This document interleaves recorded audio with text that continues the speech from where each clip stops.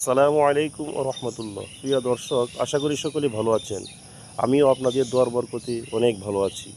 কারণ অল্প সময়ে আপনারা যে ভালোবাসা দিতেছেন, তো আলহামদুলিল্লাহ আপনাদের উপর কৃতজ্ঞ।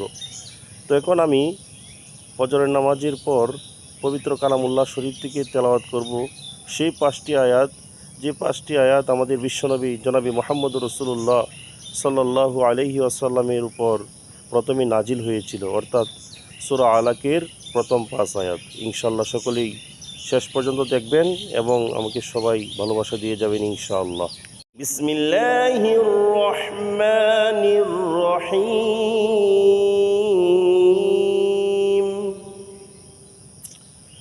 اقرأ باسم ربك الذي خلق خلق الإنسان